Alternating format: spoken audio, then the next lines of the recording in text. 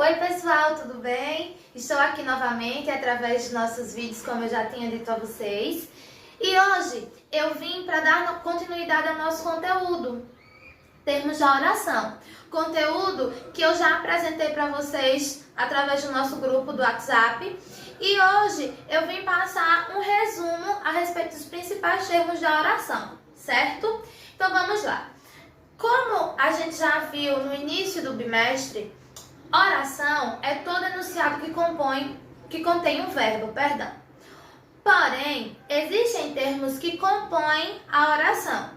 Esses termos são chamados de termos essenciais, que são conhecidos como sujeito e predicado, termos acessórios, que são divididos em adjunto adverbial, adjunto adnominal, e os termos integrantes. Como termos integrantes nós temos objeto direto, objeto indireto, complemento nominal e agente da passiva, certo? Além do predicativo, que também é considerado um termo integrante da oração. Então, professora, o que realmente são os termos? Como eu vou saber identificar os termos da oração? Futuramente, nós vamos estudar esses termos de forma separada. Mas primeiro eu vou passar uma explicação geral, do que é cada termo. Os termos essenciais, como o próprio nome já diz, são aqueles que são fundamentais para a construção da oração. Existem até existem até orações que não apresentam sujeito, por exemplo. Porém, não tem como existir oração sem predicado, já que é o predicado que carrega o verbo, e é o verbo que diz que aquele enunciado é uma oração. Então vamos lá, como termos essenciais eu tenho o sujeito, mas quem é o sujeito? É o elemento que pratica a ação dentro da oração. Então quando eu digo assim, vamos pensar, Gabriela estudou para a prova. Gabriela estudou para a prova. Quando eu construo essa ação, quem foi que praticou a ação? Gabriela praticou a ação de estudar para a prova. Logo, o sujeito da minha oração é Gabriela. Por quê? Porque o sujeito é aquele de quem nós declaramos algo, ou aquele que pratica ou sofre a ação. Professora, mais um exemplo de sujeito que sofre a ação. O bolo foi comido pelos meninos. O bolo foi comido pelos meninos. Quando eu digo que o bolo foi comido, ele sofre a ação. Então, nesse caso, continua sendo sujeito, porque a ação verbal se refere a ele. Porém, agora esse sujeito, no lugar de praticar a ação, ele está sofrendo.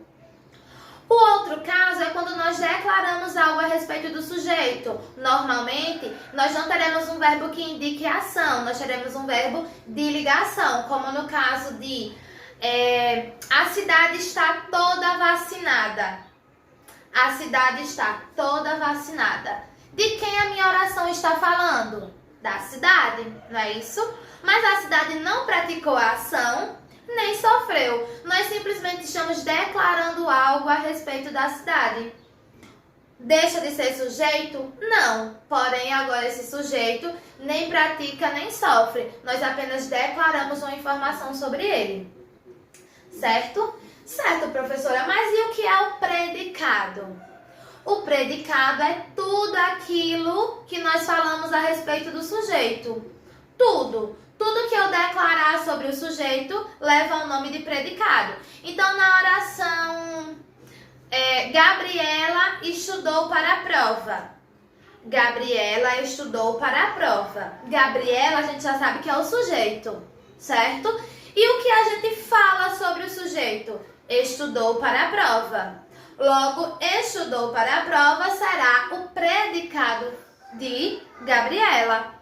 Por quê? Porque o predicado é tudo que a gente diz a respeito do sujeito. No outro caso, o bolo foi comido pelos meninos. Ou o assaltante foi preso. Ou a polícia prendeu o assaltante. O assaltante foi preso pelos policiais. Nesse caso, tudo que a gente declarar sobre esses sujeitos será considerado predicado. Tudo que a gente disser sobre o assaltante, sobre a polícia ou sobre os policiais vai ser considerado predicado, certo? Então, esses são os termos essenciais. Depois, nós estudaremos os tipos de sujeito e os tipos de predicado. No próximo vídeo, eu vou explicar um pouquinho mais a respeito dos termos integrantes e dos termos acessórios. Ok? Tchau, tchau, até a próxima. E façam a atividade que eu deixarei disponível junto com o vídeo, tá? Beijos!